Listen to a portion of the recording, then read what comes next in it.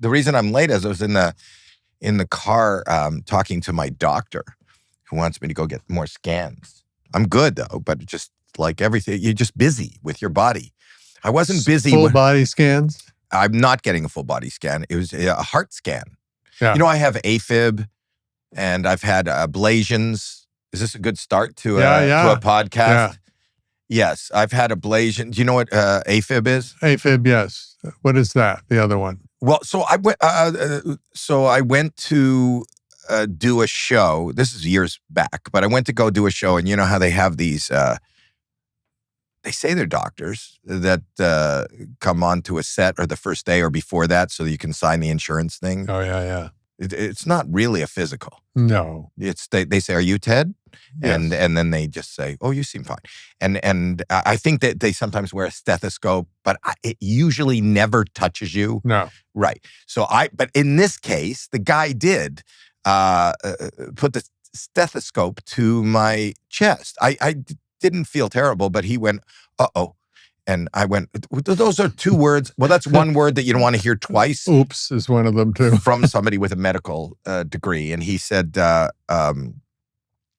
are you feeling? And I said, I feel okay. You know, I'm very medicated because of my mental health. I think I'm numb. I'm a numb person. I am emotionally numb, and I think I'm physically numb. I'm not aware of how I feel. I don't know. I don't understand when I'm tired. I don't get scared. I don't feel pain. I don't feel. I feel happy to be here. But aside from that, that's the only feeling I have. So he said, how do you feel? And I said, he said, tell me. I said, well, I'm tired. He goes, well, your heart, you need to go to an emergency room right now. Wow. And my resting heart rate was, I didn't know this. I'm now somewhat of an expert. My resting heart rate was like 130 or 140. And I know if you run, it's usually like that.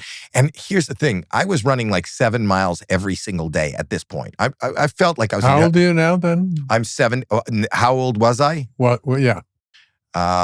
This is about 7 years ago. Like over 60, like 61, 62. Right. You know, so maybe 10 years ago, 60. But I was running 7-8 miles a day, every day. I do that. And I don't do that to be in shape. I do that. I don't do it anymore, but I did it because of my mental, that's my mental, that's my meditation. I just need to run away from myself. And so I would go to sometimes I would pass out at the end, but I thought, okay, so that's a good run. Really? Literally, I would like get dizzy, and then yes, I did a couple times, and I didn't tell anybody. And apparently, I went to the hospital. My heart was in AFib. They said, "How long have you felt this way?" I said, "I don't know." They do a thing. Do you know what cardioverting is? No. They shock you in it. The shocks. They put me out, and they give me the pallets. And I got shocked back into rhythm. Right. And then they checked me the next day, and I was back in AFib.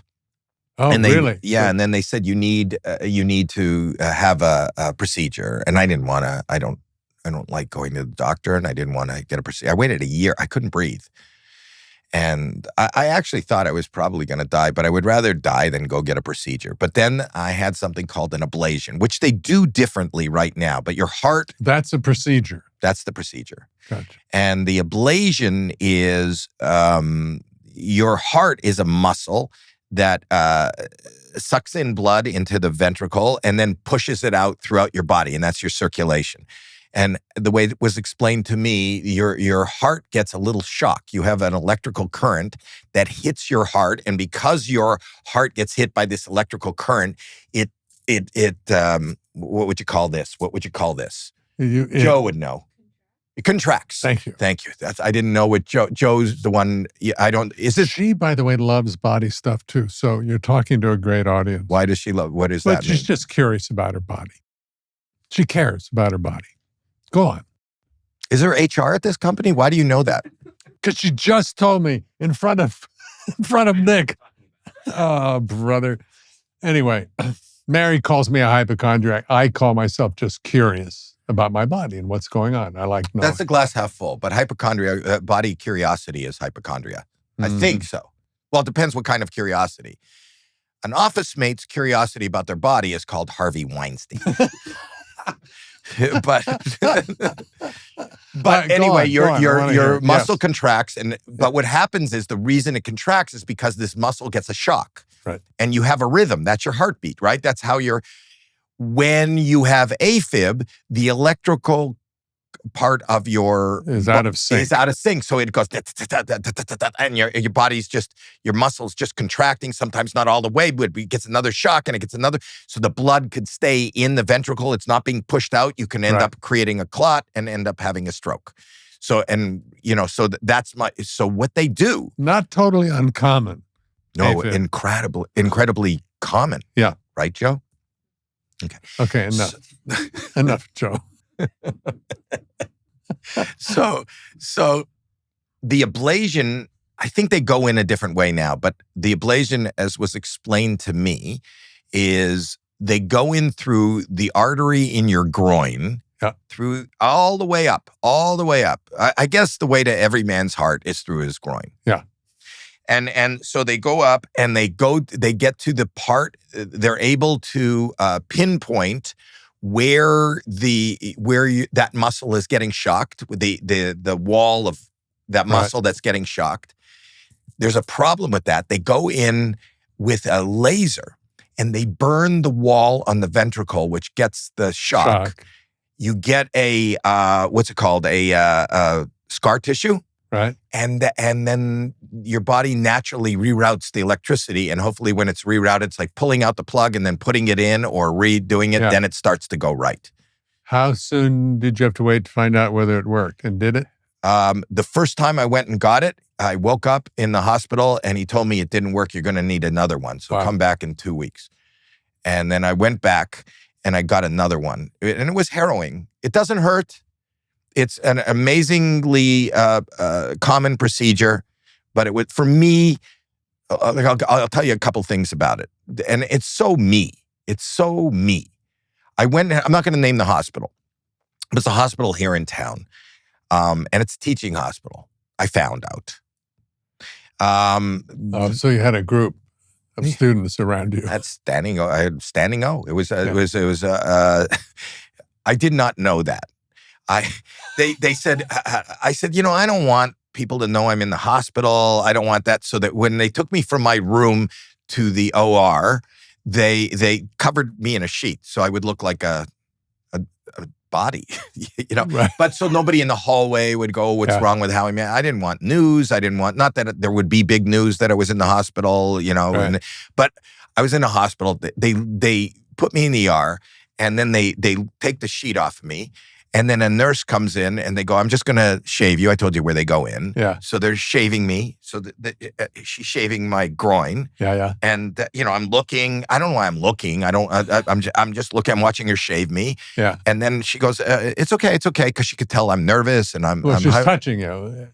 But that's it. I'd rather her shave there than shake my hand. I'm telling you, that's how weird. I'd rather, I mean, that's how people should greet me. They should shave my groin. So anyway, I lied back. Hello, Howie. But anyway, so I lied back I'm trying to keep my belly button where Joe told me to put it. Anyway, see the whole Joe thing. For people that don't know, Joe is the technician here, and she they have a mark on the table where I'm sitting by my mic. They've marked it in a piece of tape. I'm colorblind, so I don't know what color that is, but I think it's blue. Is it blue? It's blue. A piece of blue tape that you're supposed to line up. Is your belly button off? No, She goes, I've never had a piece of tape for my belly button. Like as an actor, they go, step here and stop at the tape, but I've never had to line up my belly button. Belly up. It seems to be harder than my feet. It seems to, and now I'm so fucking focused on not moving my belly button that I've wavered from the story. But anyway, when I lied back, there was a glass dome at the top of at the top of the thing. I looked and there's like nobody asked me. There's a circle of students faces watching me being shaved. Yeah. I was not happy. But then the propofol hit, and I couldn't comment to the audience about. I remember when they used to put you under. You could go, count from 100, and you used to be able to get to like backwards. You used to be able to get to about 90. Propofol is like, and boom. I actually like it. I understand. I did, and now every time I go, like to have your teeth cleaned. No, I don't do that. I'm afraid. I'm afraid because I will overuse, but I have to have a colonoscopy a lot, right? When we're our age. Yeah. They're fun. Yeah. Joe is a very young, attractive woman in the room, but two guys just talking about our ablations and colonoscopy is not that attractive, right? Yeah, it's fun. I know you like bodies. We talked about that. But I always try to stay. I want to fight it. I want to see how long I can stay awake. Yeah. But anyway, the point is they go up there and they gave me the ablation the second time it worked. Here's the thing. I'm lying in bed the next morning. I don't think I stayed overnight, but hours later. Right. And they said, "Would you like anything, Howie?" And I wanted apple juice. So I took some apple juice, and I'm drinking apple juice. And I swear to God, it's going right through me. I think I'm pissing. As I'm drinking, I feel like I'm wetting myself. Right. So I moved the sheet. And this is the freakiest thing that ever happened to me. With every one of my heartbeats, I guess the incision where they went in on my groin did not cauterize. With pumping blood. When I moved the sheet, every beat of my heart, there was a shot of blood almost to the ceiling. It was the most. God. It's in my fucking crotch. Is like, you've ever been to the Bellagio? Yes, I think I have. In Vegas. The fountains out front. Oh, yes. This is like that without Frank Sinatra music. Right. There's no Celine Dion. It's just my blood in rhythm, wow. almost hitting the ceiling. Enough so you were like pooling blood. You were making a lot of blood. Wow. I was losing a lot of blood, and it was shooting into this guy, and I screamed like a little girl. I just, help. I didn't know what to, I thought I was maybe now sleeping, and this can't be happening. Right. The nurse comes in and goes, the same that the doctor said originally when I found out this. Oops. 1 minute. And I don't know why she puts up her finger like 1 minute, like I'm going to wait. No, I've got to go. But I was just lying there. And then a doctor comes in and he goes, don't worry. I'm a blood fountain. And he puts on his gloves and he takes his hands onto my groin and he just presses. He goes, I'm just going to apply pressure. So now he's essentially doing like a push-up on my crotch. Yeah. Tip of his nose is touching my nose. He's like in my face. I'm lying down because I'm sitting up because this is happening, and he's got his nose on my nose, right? Holding his hands on my groin. Yeah, and I was scared and terrified, and the most. And then I think he was trying to put me at ease. He goes, he's trying to make conversation. He says. I really enjoyed you on St. Elsewhere. I said to him, is there any way that I don't want to be rude. Can we not talk? And is there any way you can close your eyes? I'm going to close mine. He goes, you're not going to kiss me. I go, yeah, I'm not going to kiss you. I just don't want to, I don't know this is the most uncomfortable I've ever been. Like this is, but anyway. And for you, it's like for anybody, but a perfect storm. It was a nightmare. I forget what the question was, Ted. But I don't care. It was an amazing story. It is? Yeah, it is. So you said something in the beginning when we were amping up our physical, life, health. You talked about mental health, and you said you don't feel happy. I said I feel numb. Do that more. I mean, because I saw you enjoy your daughter. Oh my God! So that's I happy. Look for that's joy. So here's the thing: what I go for, what I want in life, what I think success is, what everybody, I don't think anybody, the majority of people are not striving for the right thing. This is just my little theory. And I think that social media is fucking us up in the sense that social media is about look what I have and look what you don't. Look what I've achieved and you haven't. Look what and that's basically it. That's, even if you're lying about it, even if you're putting a filter on it, even if you're standing in front of a jet that's not yours, even if whatever Right. you're doing, you're promoting. And I believe that success, no matter what amount of, people think if they become famous or they get a lot of money, they're going to be happy. And I don't know anybody that can honestly say, and I know a lot of famous rich people, and they could be content and happy, but I don't think it's the Money. fame or the money that has Right. made them happy. And I think in order to find contentment, it's not anything that you gather from the outside, it's whatever you gather from the inside. So if you can, create an environment for yourself, I have the help of professional medication where love, there's no measurement for the amount of love I have for my children and for my children's children. And it's not an intellectual thing. It's a feeling. You feel that love. I feel so content Right. and so safe when they're around, when I'm around them. Yeah. I don't even have to, if they're in the same room and I could just watch and not do anything, there's a feeling of ease and I don't have to work at anything, just life. So that's what it's always about, even if I go to work, and not that I'm not enjoying myself right now, but when I get home, this weekend, I'm going to go spend the whole weekend with my kids and their kids.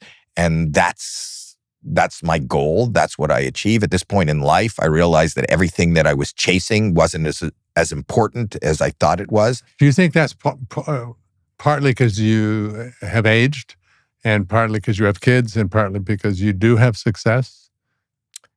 That's why I know that that's not the answer. Yeah. Absolutely. I think that as we go on in life, we have to learn to adapt and adopt. And I think that life and our world changes constantly around each and every one of us. And a lot of us are not willing to I think we have to learn. You can't be the same person you were 20 years ago or 30 years ago. And I feel like I'm every single day learning a lot. I feel like 20 years ago I was an idiot. You're one of the most curious people. Not you're curious, but you have curiosity. Curiosity is my fuel. Yeah, I see that in you. I want to know, and I want to know that to a fault. My wife gets mad at me because I will talk to somebody just because they're in my periphery, and to the point where I'll walk away and they're crying, and my wife goes, what happened? I go, well, they just said they liked the show I did. And then I said, where are they from? And I said, are you married? And then they said they just lost their husband. And I said, well, what happened? And then, and how long were you married? And then I don't stop and I don't feel uncomfortable. And, it's humanity and stuff like that. But that kind of stuff irks some of the people around me because I'll get into worlds that I don't need to be in, but I like to be in. But what I was saying about success is, like you, I would imagine people will come up to you, younger people who maybe want to get into this business or want to do that. And they say, do you have any advice or what is your formula for success?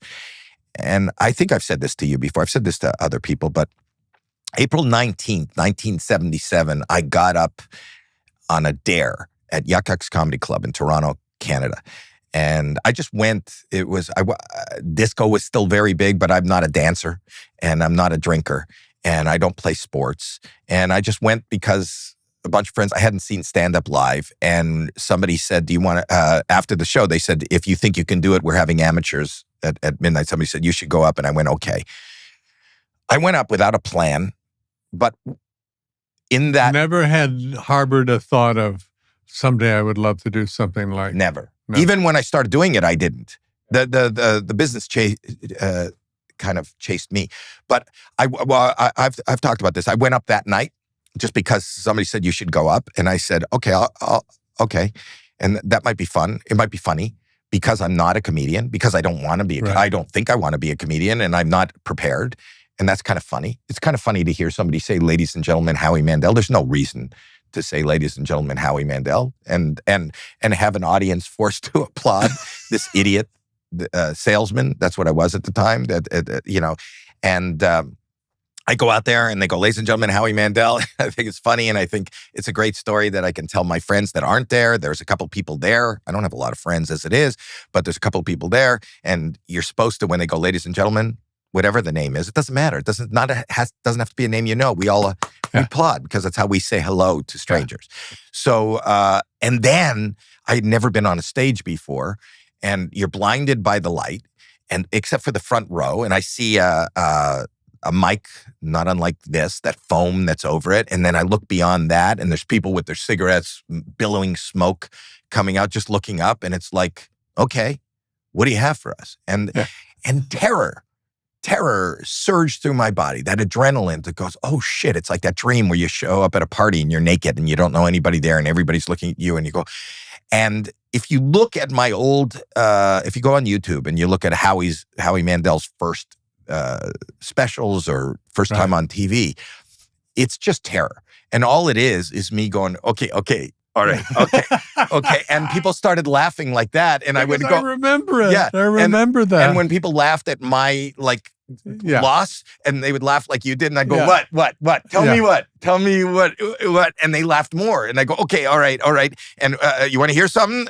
So that was never rehearsed, planned, or anything. That was you literally in your panicky moment going. Panicking. And because I have OCD and I've had it for as long as I can remember, I always carried rubber gloves with me because if I was out in public, I would have to go to a public restroom. I didn't want to touch anything. I carried gloves. I bought at the drugstore. And I put my hands in my pocket. I'm going, okay. And I took out a glove. Yeah. I wasn't even thinking. And I'm standing there with the glove. Now I'm standing there with a glove in front of people. And I'm going, what the fuck am I going to do with this glove? And so I just, for no reason, I just took the glove. I've never tried this before. I took the glove and I pulled it over my head and past my nose and I started breathing. The fingers are going up and down and the audience is roaring. They're laughing at my breathing in a rubber glove. So I took it and I blew it up and it popped off and the audience roared. And I had the instinct to go, good night. And I ran off the stage and Mark Breslin, who owned the club, it was standing in the hallway. He goes, that was great. Come back tomorrow. And I go, well, what am I supposed to do tomorrow? He goes, do that again. I go, what? Can you tell me what I did? Just show up, he said. And that moment, I'm a guy who was not ever accepted. You know, I'm not an athlete. I'm not, I was 4'10". I was 89 pounds in high school because I was later on, diagnosed with ADHD and anxiety and OCD, but not until my mid 40s. You know, I don't know what it was, but this collective kind of comfort of accepting that we were all having a good time. Like my adrenaline was running. They were laughing. Everybody, I could sense they enjoyed me. I didn't understand why, but I've never had a room of strangers just enjoyed my presence. Yeah. I've been chasing that moment every day of my life since. But it was just beautiful. And I didn't even come away going, oh, this is good. I'm going to be a comedian.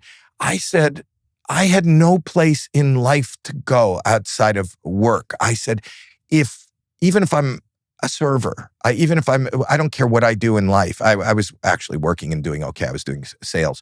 But if 2-3 times a week I could drop in and just have that goofy, I'm not going to I don't know anybody in show business. I've never studied anything. I don't know anything about comedy. But if I could do this 2-3 times a week, what a fun thing. Yeah. And then what happened was, I'm from Toronto, and it's right close to Detroit. A lot of the comics from Detroit would come up to Toronto and play. Like people dropped into the club. Leno dropped into the club when he was playing. He was already on TV. A guy by the name of Mike Binder. Do you know who Mike is? I don't know if I do. Mike is a really good comedian, a director, writer. I think he got nominated for an Academy Award for The Upside of Anger. Do you remember that movie with Joan Allen? Is it The Upside of Anger? Yeah. With Joan Allen. He wrote and directed that. But so I made friends with comics who were actually I found them fascinating, people who were making a living. I went down to California on a business trip. I went down here to California on a business trip. I had a business trip. I had meetings for something that I was going to do in retail, and there was a manufacturer here. And at the same time, I brought Terry. I wasn't married yet. I brought Terry and a couple of friends because I thought, hey, I've never been to California, and this is a great vacation. It turns out that Mike Binder, the guy that I met at Yuck Yucks, was here and going on at a place called the Comedy Store constantly. And he was a regular, and he was a regular on a show called Make Me Laugh. And he said, you want to get on the Comedy Store? I can get you on the Comedy Store. I went, okay, what a great moment at night. I'd finished all my meetings. I'll go on the Comedy Store. He got me on at the Comedy Store. There was a producer by the name of George Foster who had the comedy game show Make Me Laugh. He saw me, and he's afterwards, when I walked off stage, he goes, young man, are you interested in doing television? I went, oh, yeah. This is so fucking Hollywood. This is I didn't. But he goes, come and see me tomorrow in my office. And it was at KTLA, which is just down the street here. And I went, I've never been on a studio lot. I went there. He had me try to make a secretary laugh, and which I thought was ridiculous, but kind of funny. I'm always game for whatever people ask me to do. And then he said, you're great. Okay, you want to tape tomorrow? And I said, and at that time they taped, well, they still do. They tape 5 episodes of a television show, whether it's a game show or something like that, in one day. So I went and taped the 5 shows, and it was a great story to tell about my vacation. I went home, continued in my business. When it aired, we didn't air in Canada, but when it aired, I started getting calls from the Mike Douglas show. Oh, wow. And they flew me down to do the Mike Douglas show. And I went, oh, holy shit, I got to do like 5 minutes. And then right after that, Merv Griffin called, the Merv Griffin show. And I did the Merv Griffin show. Yeah.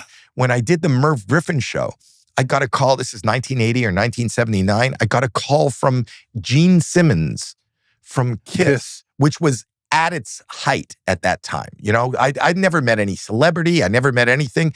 He said, you know, me and my girlfriend watched you last night on Merv. You're so funny. I went, wow, thank you. I'm in Toronto. He goes, would you be her opener? I didn't even know what that meant. I don't know what that was, having trouble with their legs. I don't know what I'm supposed to be doing as an opener. I don't know what that means. But I go, he goes, will you go on before her? I go, she's a singer. Who's your girlfriend? His girlfriend was Diana Ross. And did you know that? No. He lived with Diana. He was cheating on Cher. He was Cher's boyfriend, and then he told Cher he was in New York and wanted to buy a present for his girlfriend, and she arranged for Diana Ross to take him shopping and then he ended up with Diana Ross, and he lived with her for a while. But she was playing at Caesar's Palace, and they hired me to be the opening act. I didn't have an act. Unbelievable. I was dying every night. They hated me. The audience hated me every fucking night. And then they called me into her office, and I thought, oh, great, I'm getting fired. And she goes, you're so funny. I want you to stay on for another 2 weeks. It was 2 shows a night, another 14 shows. The lights would go down each night and go, ladies and gentlemen, Caesar's Palace is proud to present an evening of Diana Ross. And the crowd would roar. And if you listened really closely, nobody did. You can hear, but first, Howie Mandel. And I would go. Which is keeping them from Diana. You're keeping them from Diana Ross. In their minds, and I would play in front of the curtain, and the people in front would bang on my feet and say, fuck off. They'd go, get off, get off. Jesus. They just hate. It was the most harrowing. But here's the thing. I never thought about the success. I think I became successful April 19th, 1977, because if you find something in life, and I think this is very rare, for most people, or they don't open themselves up to it.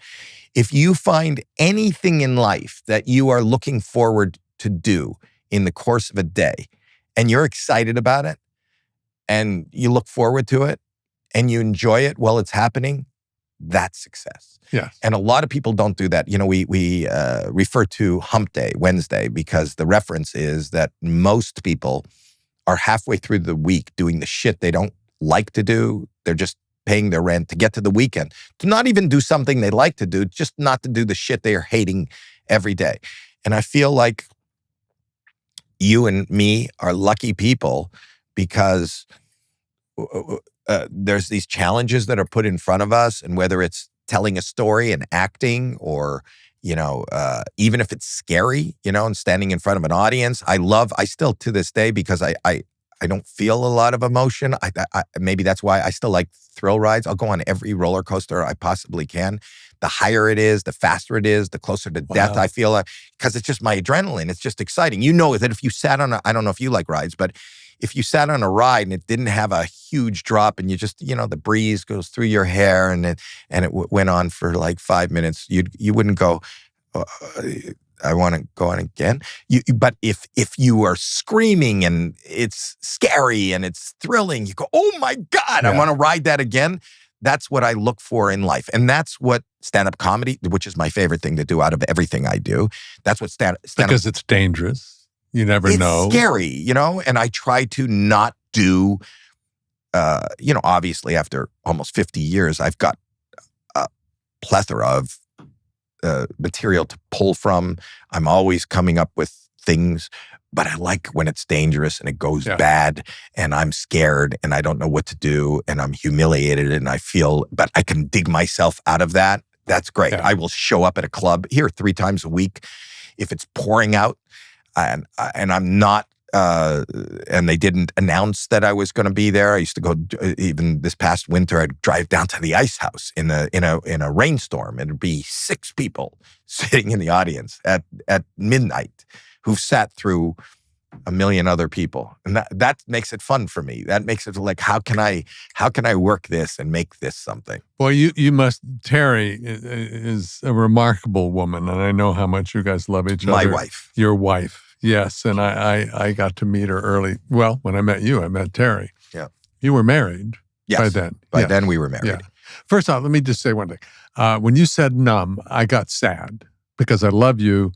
And I know we don't hang and know each other that well, but we're do not for intentional friends. No. Accidental. Okay. Accidental friends. I love that phrase. But it made me sad because I do love and care for you from afar, or however we describe our relationship. We can go back to how we met and all of that in a minute. But you described more of what you mean, and I'm happy because you are madly in love with your children and your wife. And my wife, that time. I'm the luckiest guy in the world. I've been married for 46 years. So you're numb in a different way. I have to, in order to feel anyway, I have to push it. It doesn't come. Yeah. I think there's a lot of people who are, I'm not a hypochondriac. And if you are a hypochondriac, then even physically, you're more sensitive than me. I don't know when something's hurts. I'll get an x-ray and they'll go, your bone is fractured. Do you not feel it? And I'll go, yeah, you know what? I realized that I haven't been stepping on that leg. I don't. Exact opposite. Yeah. So I don't know. And, I'll be deathly, before I knew, I'd passed out 50 times before I knew I had AFib. Yeah. I just thought, okay, I'm working myself right to boy, that's a good workout. If you could work out till you are unconscious, yeah. that's where you draw the line. I just probably didn't have enough water. Yeah. That's where I went. Like, I'm like an idiot. I get excited around 1:30 in the afternoon because I know a nap is coming my way. I mean, I'm full of joy. I'm excited about my nap. We're very different people. Very different. I've met people who, we said this, I think we maybe talked right before we came in, but I know people who are, heads of companies or billionaires or whatever who had dyslexia and couldn't read and was just messed up in school and failed horribly. Does ADHD give you something that you go, well, if I didn't have this, I wouldn't exactly have my fast brain or my ability to do da-da-da-da? If any of these issues that I have is considered a gift, I would like to return it or re-gift it.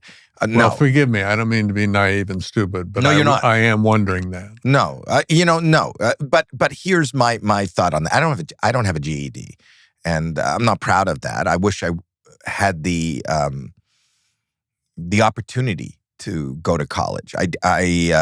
My behavior was such and undiagnosed that I cannot, the last thing you could do with me is put me in a desk from 9 a.m. till 3 p.m. and just tell me stuff that is not that interesting. not only is it not interesting, it doesn't even make sense to why are you like, what do I do with this piece of information?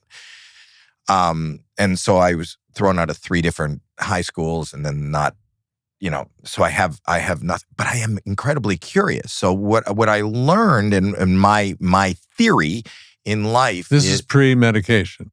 Oh yeah. I've only been medicated since the last 30 years. I'm 70 this year. So, more than half of my life, nobody even addressed it. I was just a crazy, unhappy, just trying to tread life, keep my head above the water. But what I was saying was, I truly believe that anybody with a 4th grade education could be, and I'm using the word that I don't believe in, but successful. They can be financially capable.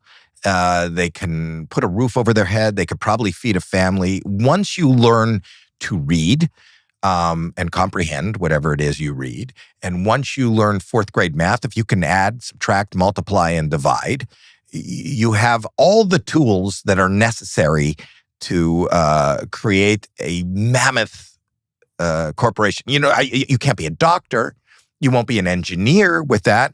You won't be any real, a skill, but you'll be able. It's fascinating to me that even people who are adults or finish college will go, I got a job and I want to buy a house. What can I afford? Why are you asking somebody what you can afford? That's 4th grade math. To figure out what you can afford, right? And one of my favorite books, and I don't think it's a well-written book, but I like his philosophy, and I was following this before I ever read or knew about him. Have you ever read Rich Dad, Poor Dad? No. Do you know of that book? Yeah.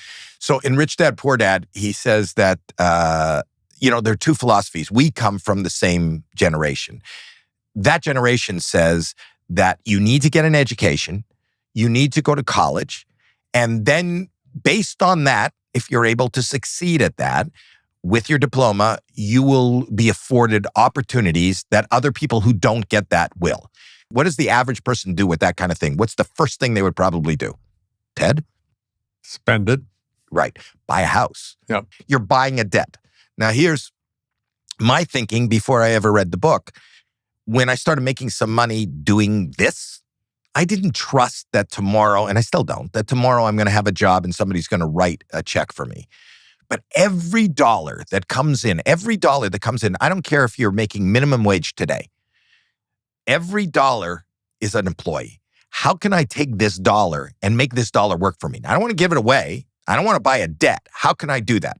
So if I can afford with the little dollars I'm making, or just barely afford a shitty 2-bedroom apartment, that's what I'm going to get, because I'm going to get a shitty 2-bedroom apartment and I'm going to rent out one of the rooms in there. It's, I'd rather live alone, but I'm going to rent out one of the rooms for more than half the rent. So all of a sudden with this little money I'm making, I can make some money or live for free because I can rent out so the first time I had like $5,000 in the bank, we had $5,100. Terry was mad at me. We had $5,100 in the bank. Nobody was telling me what to do, but I bought a term deposit for 12 years at 15%. I bought you couldn't take it out for 12 years, but at 12%. So I was making 12% on $5,000 guaranteed. I was making $600 a year. And now we had $200 in the bank. I said, don't worry, I'll try to make money so we can make the rent, and we make the rent. But it was always putting money. I always wanted my money to make me money. And because I didn't want to rely on this. And I've always done that. I've been more involved in business than people know me from show. But business is my thing. Right. I've been involved I loved Monopoly. I loved that game when I was a kid. I played it all the time. I like to play it now. I'm involved in real estate as we speak. You don't have credit cards. Did you tell me that? Or am I making that up? You're making that up. I do have credit cards, but I never, I'll pay them off 100%. I never I will not buy anything on a credit card, even when I first started getting credit cards, that I'll never make that minimum payment. I wouldn't charge anything that I couldn't pay for. In full. Yeah. In full. Always. There's no value to debt. The only value you have to debt is if you want to borrow against something, because you could take that money out and with that money you borrowed, make more than that payment. Yeah. then you should do it. But I know that from fourth grade. I'm a high school dropout. You don't need to go to college and learn finance and learn all that to know that. Boy, Mary and I do not have that brain. We do not. You do have that brain. Money. You don't use. Yes, you do. You just choose to not. Okay, that's better. I choose not to. I just can't. I'm saying it's fourth grade math. I know you, Ted. No, you and Mary are smart enough. You understand. So if you would look at it, but you don't care. I was always, and it's funny. You're a hypochondriac about your body, I'm curious. I'm curious. No, you're body curious. Yeah. But you're not curious about your bank account. So the point is, because you're both been incredibly, you're both successful, and you're working and working. Yeah. You might pay more attention to it if you weren't working. Not everybody is as lucky as you and me. Yeah. I when I sit back, I go, I can't believe this. I can't believe I live a life far beyond I lived as a child. As far as financially and. I'm really lucky, but I also started working when I was 12 years old. I wanted to be independent. I had a paper route with 200 papers in the, and it killed me to lift those stacks of papers. And then you didn't make money unless you collected. It was really hard to collect for that. And then I've always worked from the time I was 12, just because I wanted a couple of bucks in my pocket, because I didn't want or couldn't to go to my parents and ask for money. Or I wanted a car when I turned 16. I bought my own car. I just wanted that. I knew I always wanted that independence of being able to take care of myself. Right. I grew up where my father grew up with a lot of money. I mean, literally upstairs, downstairs, people working in the house, chauffeurs. And then his father died when he was 10, and depression and all of that stuff. So it diminished greatly, but he still had money. Then he went off to be an archaeologist and a director of a museum. And the most he ever made was $10,000 a year. And he got a car and a house to live in, but had very little money coming in. But the attitude in the house that was unspoken was money's not a problem, even though we don't seem to have a lot of it, which was kind of a nice thing. I didn't depend on money for happiness, but I never worried about it. Even when I didn't have any, I always figured, I don't know how, but somehow it will come. But you figured out maybe subliminally you were making it work. I mean, you weren't hungry. No. You didn't have you had a roof over your head. I'm not saying you have to be, I don't know what rich is. You don't have to be rich. You don't have to be, but I love, you see, your father is exemplifying what I just talked about as far as contentment. I think if you look at social media today, people want to have a Rolls, or people want to have the tag on their, whatever they're wearing that says Prada, but the thing is that your father, I think, purposefully walked away from even pursuing whatever he had as a child to do something that interested him. There's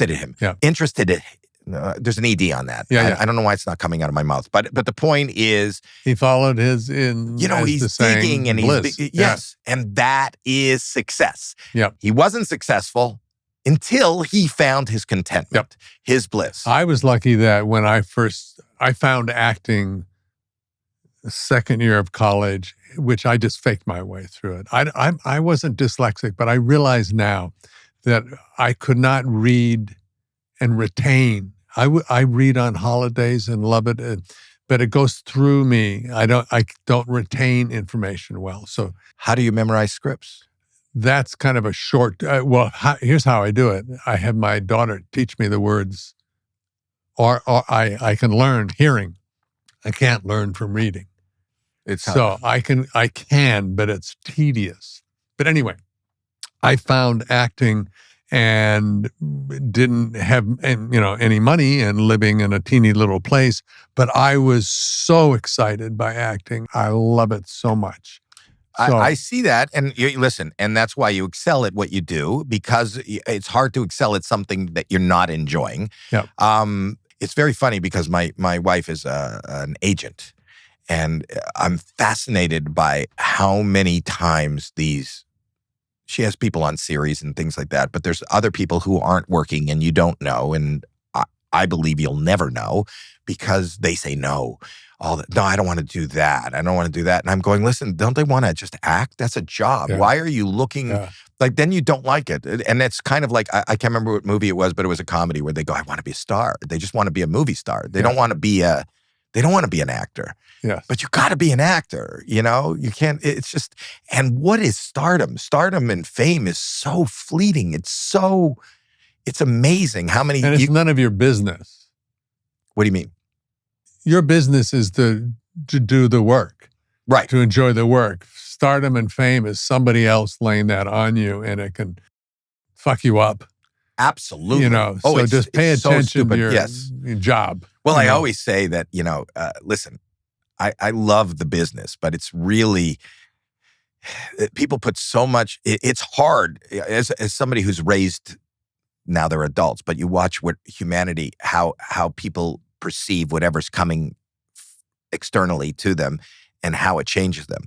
And, you know, when your job in success is to go to work where somebody picks you up and they put you in a chair and they comb your hair for you and they make you look all pretty and then they dress you and then they put a piece of tape on the floor and tell you where to stand and what to say and you'll do it 4 or 5 times. And then people call you brilliant and ask you who you're going to vote for. You go like, I must be really important. Yes, I must be something. And you know, you could give your child a much bigger self-image of themselves, and we're all children. Yeah. But I find it there's not an sorry to interrupt, acting fame, success, actor trap that exists out there in the world that I haven't fallen smack dab in the middle of. Just what you just said, I remember my first interview after Cheers became kind of huge something, but even before huge, it was my first interview. And I remember calling my sister and saying, what do I say? She said, well, make sure that whatever you say you'll be okay hearing it played back to you, you know, when you watch it. But I remember it kind of got away from me. Some guy was talking and it was during Dr. Kevorkian. The guy who assisted suicide things. Kevorkian? Kevorkian. Thank you. Anyway, thank you. You should know that, Joe. It's about the body. So that was in the, you know, euthanasia. So it was like he did this whole Cheers thing and then he ventured into other topics, current topics. And he said, so what do you think about euthanasia? And I went, oh, you know, I think they're the same all over the world. And I mean, seriously. And the poor dude didn't know whether he's very funny or, Oh, no, they think you're brilliant. Yeah. You shouldn't cop to the fact that you just misunderstood. What a brilliant joke. What do you think about it? When you were in a comedy, thank God you were in a comedy. That's a brilliant line. Yeah, it is. Oh, my God. It wasn't. Oh, now that I've kidnapped the conversation for a second, let me go back because thank you for having me on your podcast. What is it called? It's called Howie Mandel Does Stuff. No, I know stuff too, but it's Does Stuff. Yeah, Does Stuff with your daughter Jackie, and you had me on right before I started the second season of A Man on the Inside for Netflix, and I was so insecure. I am always horribly insecure before I start a job, but acting, starting a new job. Am I too old to do this? Can I remember lines? Can I, blah, blah, blah, blah, blah, whatever. I just always do that. And I showed up at your door really insecure. And you had these, this is what I want you to talk about because I found them brilliant, but I can't even recreate. It was like a video Zoom. No, I have.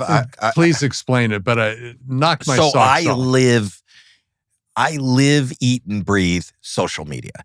And that's because my curiosity is such that I feel like in order to communicate today, our culture is changing so fast. Television is not what it was when you and I started in television. And that's the way I can keep up with pop culture. I can keep up with technology. I can keep up with news. That's the only place I get it. I scroll 20 hours a day. And I scroll every platform, whether it's Instagram, even Twitch, TikTok, everything. Yeah. And I see things. And in the middle of COVID, I was so tired of Zooming Zoom calls and FaceTiming and doing everything on that. And it was so, at the beginning, it was kind of cool. And then I said, I saw this thing called Proto. Say it, spell it. Proto. Proto hologram is the handle on it. And I said, this thing looked great. It was a 3D full body image where you can project yourself anywhere in the world in any number of places in the world. Don't know. Like a Zoom. Well, Wi-Fi. Do you use Wi-Fi? On adrenaline. Yes. I didn't know that when I first looked at it. I didn't know how it was, but I saw a 3D image. A guy was in another place on the planet and he was talking to this whole room of students. And he was standing there virtually in the room and interacting in real time. And I just DM'd, direct messaged. You're having trouble with your EDs, but go on. I know. It's past tense. Sorry, go on. I didn't mean to interrupt. I'm living in the now. No, you didn't interrupt. You called it as it was in the moment. Okay, but go on, please. You interrupted. ED. It worked. Okay. So the point was I just direct messaged the guy who was running the site and I went, how can I work with you? And right away he got back to me and he said, come see it. And they were in Pasadena and I saw this thing. And it's really, he was originally with the company that put Tupac at Coachella. And if you know that technology, that's called Pepper's Ghost. And it's like you see at Disneyland where they just project something on an opaque screen, like a see-through screen. And then if you light something behind it, it looks like what's ever on the screen is with what's ever behind it. So they were projecting Tupac on that. And then they had Snoop. Snoop was actually there behind them and it looked like they did a duet together. He said, how can I take something that images and people that are now and not have to light a whole room and he created this proto hologram machine. And I saw this and I was so intrigued by it. I said, and he goes, we're moving. I'm looking for bigger space. I said, I have space. You have a studio. I have a studio. I have warehouses. I have a place. Come do it I invested in the company. And their head office now, we're in 39 countries. The head office is at my office. Right now, we're partners with Christie's. Christie's has done over $5 billion worth of business in the last 7 months. They do all their art auctions on these from all over the world. So you can see a 360-degree visual of a piece of art. And you can get in. You don't have to be at the auction. That could be anywhere, all over the world in real time. So they get it in front of more eyes. They sold I was there when they sold a Giacometti sculpture for like $40 million based on a picture. They don't have to pick up the art and fly it to a location and insure it, so the carbon footprint is less. They don't have to take security there. It could just stay wherever in a secure spot, and the image live is there. We're also virtually, essentially a software company. So we partnered with AI companies. And now I can take your image in 90 seconds. I can take you, Ted, recreate you in 3-dimensional, an image of you. You're in a room. You don't have to be there. Like they could just draw from AI. People should go to Proto Hologram and see what's happening. But you could be on your iPhone, in your underwear, in your room, looking through the camera on that box that exists, and you could talk. Your image standing there, well-dressed, groomed, and everything is standing there saying whatever you're saying in real. Their mouth is articulating exactly what you're saying. So they're talking to Ted. You could see the whole room, but you're lying in bed someplace and they're looking at you.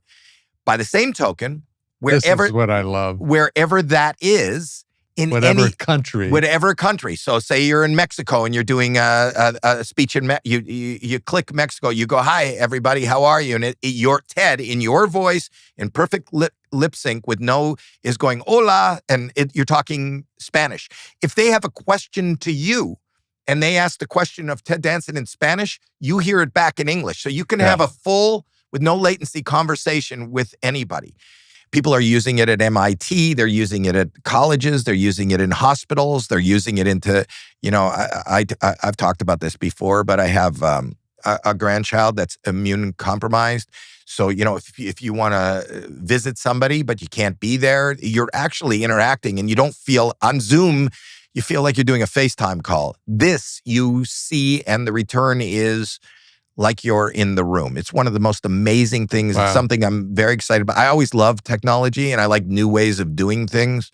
Is there a fearful thing, when you talk about AI and you talk about acting and No. you talk about blah, blah, blah, blah, all of that stuff, you go, oh God, I'm being left behind, Well, I think when you see the AI right now is top of mind in most people's, especially especially in our business, I would imagine even in manufacturing, because they're going, it's going to take away our jobs. Yep. They're going to be able to copy. But I find that the more fear something creates, probably it's equivalent to how exciting it's going to be. And my analogy is like when they first invented fire, you could get scarier than batshit. Yeah, it can burn things, it can destroy things, but it can be used. And the fact that you can create and control your delivery system and how many different places you can be delivered and how you can do, ultimately you have to be able to prompt it. You have to be able to deliver it. You can control it if you want. I get the, existential fear of somebody taking control of you, but I don't have that. I do believe this is the universe. This is the world we're in. Stay curious. Give me my 20-minute nap, and then I'll be curious, and I'll try to keep up with you. But you have curiosity. Oh, I do. I know you do. I know you do. Do you have it? Do you think you got that? It's genetic. I think your dad, who just by virtue of who he was and what you described to me, he's digging for shit. That's, that's what an amazing to just be, an explorer, to discover. There's also a philosophical thing that really served me well, which is this life is not just about you. It's about your stewardship of what you've been given. And that kind of became a overriding thing. People ask us in our business, the questions that we're asked, and this is where I realized fame is nothing. One of my daughters has, the one who I do the podcast with, has a master's in urban education and taught every day in Crenshaw and South Central, and she taught kindergarten, first and second grade, and some of the kids that she taught and inspired so much are still calling her from college. And we walk into a room together and people gather around me. Me. Oh. They gather around me because I'm on TV and I'm an idiot who put a fucking rubber glove on your head. This is a woman who changes people's lives. This is a mother who is, she's a superhero. She really is an amazing, my daughter. And you realize that how fucked up our world is, that people they want me to sign something. They want to look at me. They want to talk to me. I have done nothing in comparison to what my daughter has done for no money. They're underpaid, underrespected, education is not big in this country. But if you pretend, they love you. Everybody loves you. I learned early on that being famous when it first started to build with Cheers was like being a 4-year-old in the middle of a room full of adults and everyone focusing on you. It can spin you out. Just the energy of that can spin you out. And I learned how to early on deflect that and make use of that energy coming my way. So I was the guy in front of the tent saying, thank you for watching Cheers. Hey, there's this marine biologist behind me that I think you should really talk to. So I'm the guy in front of the tent. And you used inside the tent is really important. But you used your fame not for yourself, but you used your fame. The world is better. And people say all the time to us, how do you want to be remembered? What's your legacy? They'll ask actors and pretenders. Well, I always say, first of all, I will not be remembered. I know for a fact. You can ask anybody in this room. Joe, what is the first name of your grandfather's father? Your grandfather's father, what was his first name? I don't know. Yes. There you go. So that's her family member. You can just ask people who, Jack Nicholson or, if they're young enough, they don't know them. But I'm saying people they forget their own families. They're going to remember me. They're going to remember a show. They're going to remember. No. I will not be remembered. Our legacy, not how I want to be remembered, is our children, is the people we touch. If you can make this world a better place, if you created enough of an energy that people donated to the oceans and cleaned up something, or if your kids are taking inspiration from whatever and they're just good people, you just want them to be nice. I just want nice. I just want people Me to too. respect. Kind is we a don't big have word. it, but there's so much disrespect in this world. I think that's the ultimate. You don't respect somebody who doesn't think like you, who doesn't believe what you believe. All of a sudden, you disrespect them. I just want respectful. So how I'll be remembered, my daughter's calling me right now, but it's okay. Can I, Dad, get out. Do whatever. Can I answer it? Yes. I always take a. Yes. I always is this take, Jackie? I think it is. Yes. Well, then she's fair game. Hello? Put her on mic. Yeah, I'm talking to Ted, and I'm right in the middle.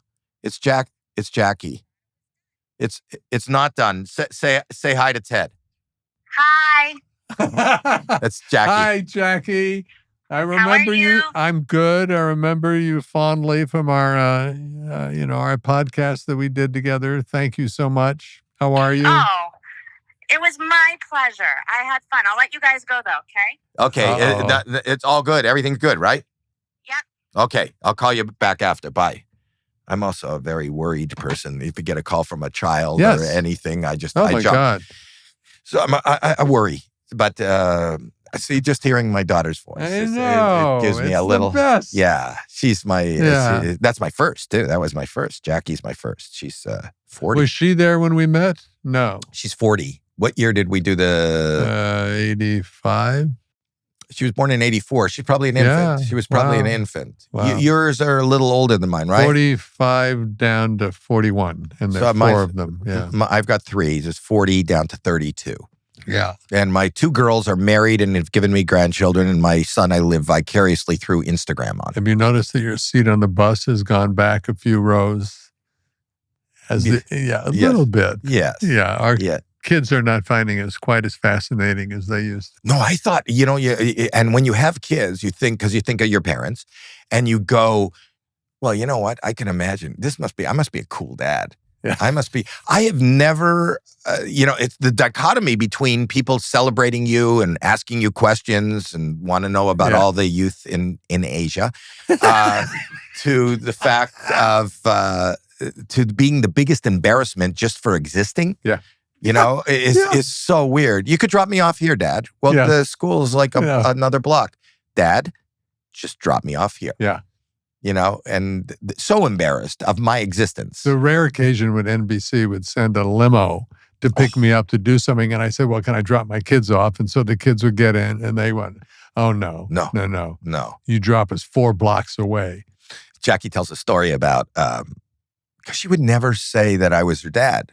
I was on St. Elsewhere at the time, and she had a friend over that apparently was her friend for a year already. And I was always on the road. I was doing 300 live dates a year as a stand-up. And she says this friend came into the room and said, left the room for a minute and went and got something and said, you know who's in your house? Howie Mandel is in your house. And Jackie goes, really? Like that? I said, this can't be the smartest kid your last name is Mandel. It's just, but she was amazed. But they never even shared. Yeah. And they always thought, when you grow up in the world, you think it'd be cool to have. I remember my kids coming home and saying, Josh's dad sells cars. All those cars. He sold all those cars. Like this was nothing, but it kind of puts it in perspective. It is thank nothing. Thank God. It is nothing. Yeah. But you know what? We are really lucky. I feel, for the most part, like one of the luckiest guys on earth. First, for my wife and kids. And secondly, the fact that I've got a place to go and people like you still call me and want to talk to me. I didn't have a friend in the world when I was a kid. And somebody that wants to just sit and spend a moment with me. This, by the way, is one of my greatest joys doing this podcast. Because if we were in a room someplace, or any of the people that have come here, I'd be the wallflower. I'd be, who am I to? And I wouldn't initiate, or I'd go, hey, and that was it. And I get to sit down for an hour with you and just, who are you? And find out who you are. It's one of the great privileges of my life. And nobody cried. No, I can make people cry on this, so I'm very good. Not with you, I don't think. Have you had a lot of tears? No, I touch people. I almost made Joe cry at the beginning. All right. Let me do one last thing about you. You are so supportive of people's creativity on America's Got Talent. I love, first off, because I like seeing you in this hour. I get to see you. We love the show. It is Come to a live celebration. We will. Would you? We would. Absolutely. Any Tuesday 100%. and Wednesday. It's just fun. Yeah. I can Come imagine. hang out. Do you know Sophia and No, none of, I've met them all, but no. great not people? Really. But you celebrate people, and that's a pretty neat job. It's an amazing job. I didn't think it was a job. You know, it's the 20 years, 15 years, 15 years. I've been on it for 16 years. It's 20 years old. I can, I can't believe that, that I'm lucky enough to be there. I'm doing everything. I wasn't there for the first 4 seasons. I never missed an episode. I'm not doing anything different than I was doing watching it at home with no pants on and commenting. And now they've given me pants and a paycheck, and I got a really good seat. And I'm saying the same things. It was really hard. It was a hard adjustment because when I first went to the show, I don't know if people remember at the beginning, we used to go from city to city. Yeah. So auditioning. Yeah, so we'd go like tonight from Dallas, and what happened is anybody who walked up on stage was their hometown person. Yeah, and they supported them because they wanted somebody from Dallas to win. At first, it was really hard for me. I never at best I want to be constructively my criticism to hopefully be constructive. I mean, I never want to be mean. I don't want it to hurt you. I want somebody to go, oh yeah, if I come back, this is what I need to do. This is what, it's a hard position to be in. I think all of us, whether you're on television and in a film, or we feel judged anyway. But what would happen is if I said maybe you should try a different song. Maybe your voice you should do like something more. 2,000 people sitting behind me would boo me. Yeah. And that was really hard as somebody who's, come to this business to be accepted, to be coddled, to be just enjoyed, to be entertained. And all of a sudden it was really hard. But what I learned is, if I'm not authentic to myself, if I don't say if I'm not honest, I got more heat, which I see online for just trying to be and pandering. Yeah. I'm not pandering. So I'm now comfortable with being uncomfortable sometimes being myself, like not knowing what to say. When did your mom and dad pass? Because they were alive when I met you. Well, my mother is still alive. Good. Sorry. Thanks. We'll cut that part out. No, don't cut that part out. Do not cut this part out. All right. Well. Because it's a good question. How old is she? 93. 92. Oh, you got good genes. You'll be around. No, well, see, here's the thing. My dad passed very young. My dad passed at 63 in 1989. And he was my rock. He came to every show. He had more energy than me. He died of lung cancer. And I wanted to quit comedy when he died. It was just really hard for me. And even to this day, I'm on stage 3-4 times a week. And every time it gets a laugh, I look over to the wings because that's where I always been trying to make him laugh.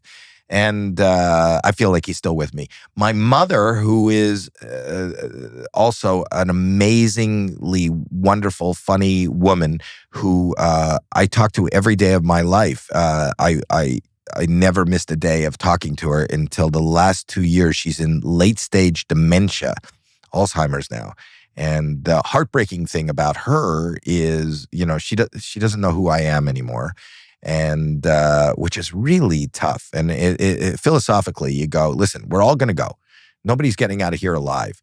But do you want to go physically first or mentally first? And now she's in I believe that and hope that she's incredibly comfortable. But there was a time where she was aware. She's a very intelligent, intuitive woman who even my friends would go to for advice. And she was really aware of losing that faculty and her memories, and which was a torture. And I'm glad that she's on the comfortable side of it. And it was also, in order, my panacea was always, and our whole family's was humor to try to get through. I'll never forget, like, it was really hard. I put her in assisted living. This a few years back. I put her in assisted living, and she loved roses. She loves roses. And on one of her birthdays, she'd already started having dementia and I like memory loss and things like that. And one of her birthdays in her 80s, I sent a dozen roses every hour to her. And I would send, and I figured after the first dozen came, she would call me and go, Howie, I got the roses. She was always so pleasant, so wonderful, never a mean word. Her lesson to me was, if you have nothing nice to say, don't say anything. Always. That's what I always heard. Being nice, being respectful was always her motto. And next hour, roses came. The next hour, they came. The next hour, they came. And after like 10 hours, she had 10 dozen roses. I finally called her to think maybe they were delivering it to the wrong thing. And my mother never swore, never said anything. And this was like, she was in the throes of dementia. And I called her and I said, Mom. She goes, I can't talk now. And I go, what's wrong? She goes, get me out of this fucking hole that you put me in. I go, well, what did I do? What is this? What's wrong? She goes, out of all the places, the gardener is storing all his fucking flowers in my apartment. So you gotta laugh. You gotta laugh. And so it's a journey. Life is a journey. You have to find your ways to cope. But I was always very close to my family. I talk to my brother every day. And family is all we have. It really is, I so admire you and respect you, and I love who and how you are. I feel the same about you, buddy. I'm really glad that you spent time with me. I would do anything for you. If you ever called me and needed a you favor. Said that. But I mean it. There are certain people that you just call me. We don't communicate a lot. This is a weird world that we live in, where you work closely. We met on a movie, on a Blake Edwards movie in the mid-'80s, and we spent like 3 months every day working together and had a lot of good times. And then you part, and we're busy people with very different worlds. Spend time with your family when you have it. And that's what you do. And these moments and these times where we can come back together and talk and share some time are greatly appreciated. Me too. Thank you. Thank you, buddy. Yeah. Take care.